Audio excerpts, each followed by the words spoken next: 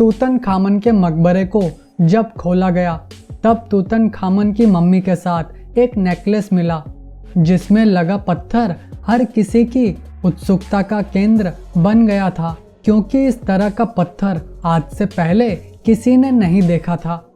दुनिया के बड़े से बड़े जानकार भी नहीं बता पा रहे थे कि ये पत्थर किस मटेरियल से बना है।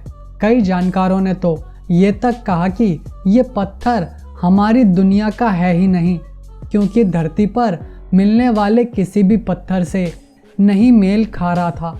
इजिप्ट के लोगों ने तो ये तक कहा कि ये पत्थर जादुई है जिसमें कई शक्तियां हैं, पर इन बातों को वैज्ञानिक मानने को तैयार नहीं थे।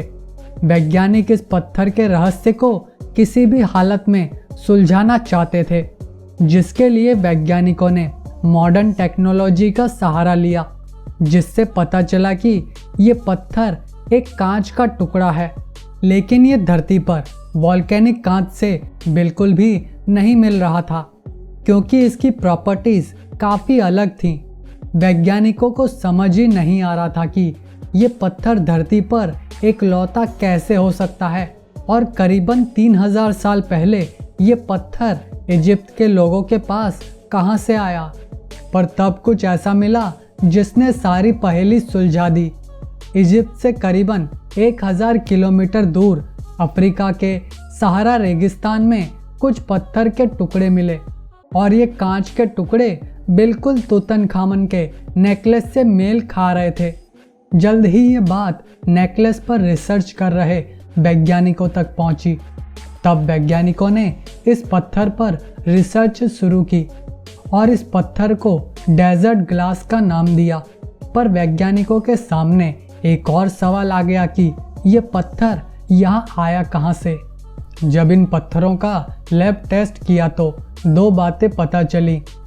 एक कि ये पत्थर धरती का नहीं है, और दो कि ये पत्थर करीबन 3 करोड़ साल पुराना है, तो ये पत्थर उल्का पिंड से बना हो सकता है।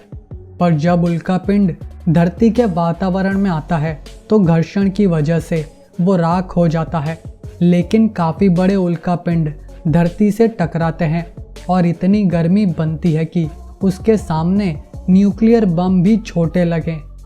पर सहारा के रेगिस्तान में कोई ऐसी जगह नहीं थी जहां उल्का पिंड गिरा हो, लेकिन तभी फारूक अल-बाजी, जो कि एक वैज्ञानिक हैं, उन्होंने सहारा रेगिस्तान में एक जगह बताई जहां पर उल्का पिंड गिरा था, और वहां पर एक काफ़ी बड़ा खड्डा भी मिला जो उल्का पिंड गिरने से ही बन सकता है। तो ये बात सामने आते ही सब कुछ साफ हो चुका था और पता चल चुका था कि ये पत्थर हमारी दुनिया का नहीं है। तो ये था आज का वीडियो। तो जाने से पहले एक लाइक ज़रूर करना, क्योंकि आपका एक लाइक किसी की ज़िंदगी बदल सकता है। धन्यवाद।